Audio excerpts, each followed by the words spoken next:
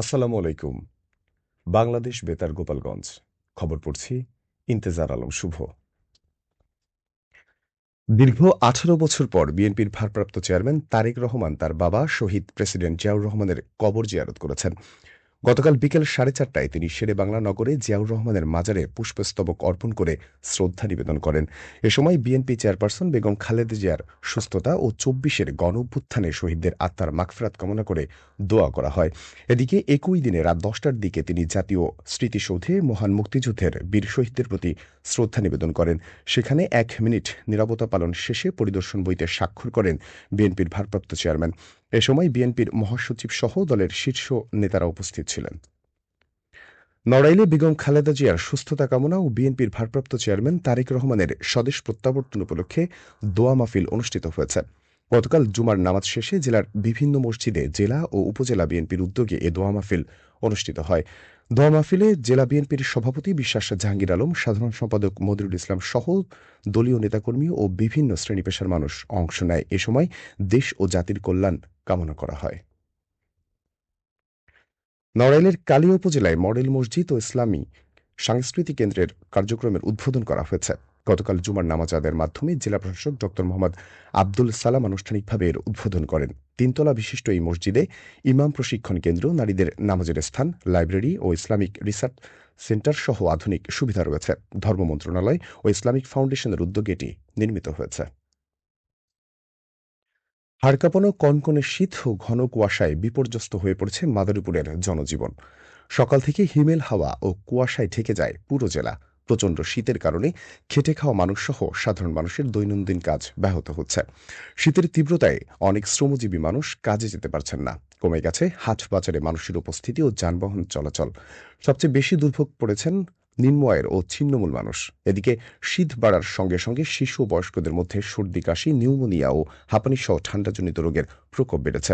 উপজেলার স্বাস্থ্য কমপ্লেক্সগুলোতে রোগীর চাপ বেড়েছে বলে জানিয়েছেন চিকিৎসকরা।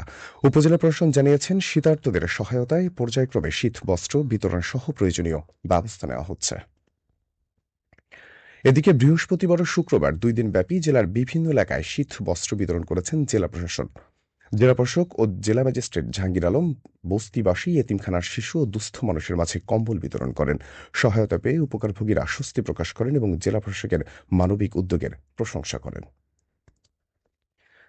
হাড়কাঁপানো শীতে গোপালগঞ্জের কোটালীপাড়ায় গভীর রাতে শীতার্ত মানুষের পাশে দাঁড়িয়েছেন উপজেলার সহ কমিশনার ভূমি মোহাম্মদ মাসুম বিল্লাহ। বৃহস্পতিবার দিবাগত রাতে পৌরসভা সহ উপজেলার বিভিন্ন এলাকা ঘুরে শতাধিক ছিন্নমূল ও দুস্থ মানুষের মাঝে কম্বল বিতরণ করেন। অপ্রত্যাশিত এই সহায়তা পেয়ে অনেক শীতার্ত মানুষ আবেগ আপ্লুত হয়ে পড়েন এবং প্রশাসনের প্রতি কৃতজ্ঞতা প্রকাশ করেন। নড়াইলের লোহাগাড়া উপজেলার লক্ষ্মীপাশায় কামনা সাহিত্য একাডেমির উদ্বোধন করা হয়েছে। গতকাল কামনা শিশু সেন্টারে আয়োজিত অনুষ্ঠানে আলোচনা সভা ও কেক কাটার আয়োজন করা হয়। অনুষ্ঠানে প্রধান অতিথি ছিলেন সোনালী দিন পত্রিকার সম্পাদক ও নজরুল গবেষক এইচ.এম. সিরাজ। সভায় বক্তারা বলেন, সাহিত্য চর্চার মাধ্যমে মানবিক ও সংস্কৃতিবান সমাজ গড়ে তুলতে এই একাডেমির গুরুত্বপূর্ণ ভূমিকা রাখবে।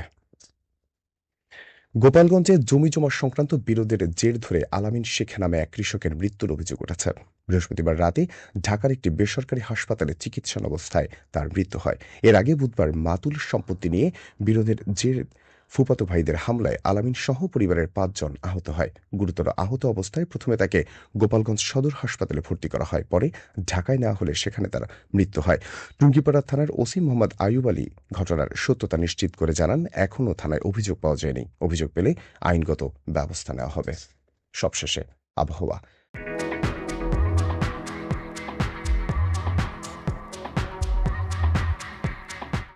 আজ বেলা ১টা পর্যন্ত আবহাওয়ার পূর্বাভাসে বলা হয়েছে, দেশের নদী অববাহিকায় মাঝারি থেকে ঘন কুয়াশার কারণে দৃষ্টিসীমা ২০০ মিটার বা কোথাও কোথাও এর চেয়ে কম হতে পারে। এসব এলাকায় নৌযানসমূহকে সাবধানে চলাচল করতে বলা হয়েছে, তবে কোনো সংকেত দেখাতে হবে না।